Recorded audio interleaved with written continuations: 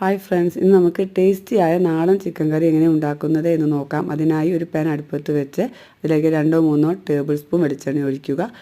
അതിലേക്ക് 10-12 ചെറിയ ഉള്ളി കനം കുറച്ചരിഞ്ഞത്, 2 ചെറിയ സവാളയും ചേർത്ത് ആവശ്യത്തിന് കറിവേപ്പിലയും ചേർത്ത് നന്നായി വഴറ്റിയെടുക്കുക.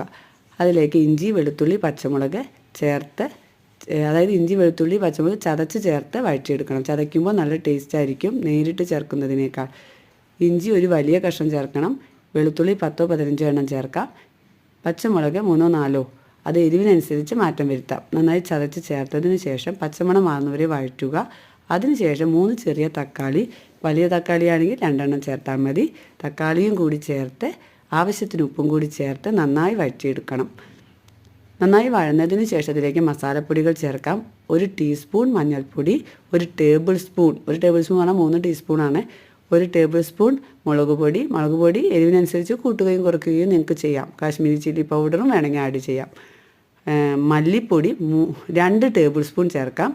2 മുതൽ 3 ടേബിൾ സ്പൂൺ വരെ നമുക്ക് മല്ലിപ്പൊടി ചേർക്കാം. അത് ചിക്കൻ്റെ അളവ് കൂടുന്നതിനും കുറയുന്നതിനനുസരിച്ച് മാറ്റം വരുത്തണം. ഞാനിവിടെ 1 കിലോ ചിക്കനാണ് എടുത്തിരിക്കുന്നത്. അപ്പോൾ 2 ടേബിൾ സ്പൂൺ മല്ലിപ്പൊടി അല്ലെങ്കിൽ 3 ടേബിൾ സ്പൂൺ വരെ നമുക്ക് ചേർക്കാം. കുഴപ്പമുണ്ടാവില്ല. അത് കാരണം കൊണ്ട് കറിക്ക് ടേസ്റ്റിനൊന്നും വലിയ മാറ്റം വരില്ല. ഗരം മസാലപ്പൊടി 1-2 ടീസ്പൂൺ, കുരുമുളക് പൊടിയും 1-2 ടീസ്പൂൺ വരെ ചേർക്കാം. ഈ പൊടികളെല്ലാം ചേർത്ത് നന്നായി വഴറ്റുക.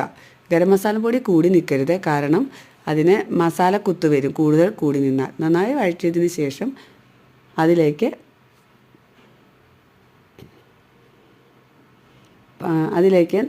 നമ്മൾ നന്നായി കഴുകി വെച്ച ചിക്കൻ ചേർക്കുക. ചിക്കൻ ചേർത്തതിന് ശേഷം ചൂടുവെള്ളം ഒഴിക്കുക. അതിനുശേഷം മീഡിയം ഫ്ലെയിമിൽ അടച്ചു വെച്ച് വേവിക്കുക. ഇടയിൽ ഇളക്കാൻ മറക്കരുത്, അല്ലെങ്കിൽ അടിയിൽ പിടിക്കും. അത് കാരണം കൊണ്ട് നമ്മൾ അടച്ചു വെച്ച് കഴിഞ്ഞാൽ ഓരോ 5 മിനിറ്റ് കൂടുമ്പോൾ ഒന്ന് ഇളക്കി കൊടുക്കണം. ഒരു അരമണിക്കൂർ വരെ വേവിക്കണം. എന്നാൽ മാത്രമേ ചിക്കനിൽ മസാലകളെല്ലാം പിടിച്ച് നന്നായി വെന്ത് കിട്ടുകയുള്ളൂ. ഇങ്ങനെ വെക്കുമ്പോൾ കുക്കറിൽ വെക്കുന്നതിനേക്കാൾ നല്ല ടേസ്റ്റ് കൂടുതലായിരിക്കും. നിങ്ങളൊന്ന് വെച്ച് നോക്കൂ. നിങ്ങളുടെ അഭിപ്രായം കമൻറ്റ് ബോക്സിൽ എഴുതി അറിയിക്കാൻ മറക്കരുത്. ഇഷ്ടപ്പെട്ടാൽ ലൈക്ക്, ഷെയർ, സബ്സ്ക്രൈബ് ചെയ്യണേ. അതുപോലെ നിങ്ങൾക്ക് ഉണ്ടാക്കി നോക്കി നിങ്ങളുടെ അഭിപ്രായം കമൻറ്റ് ബോക്സിൽ എഴുതി അറിയിക്കുകയും ചെയ്യണം. ഉറപ്പായിട്ടും നിങ്ങൾക്ക് ഇഷ്ടപ്പെടും, കാരണം കുക്കറിൽ വെക്കുന്നതിനേക്കാൾ ടേസ്റ്റ് കൂടുതലാണ് ഇങ്ങനെ വെക്കുമ്പോൾ.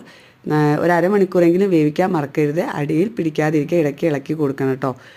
അവസാനം മല്ലിയിലയും കറിവേപ്പിലയും ചേർത്ത് നിങ്ങൾക്ക് വാങ്ങി വെക്കാം. നല്ല ടേസ്റ്റാണ് കേട്ടോ. Thank you.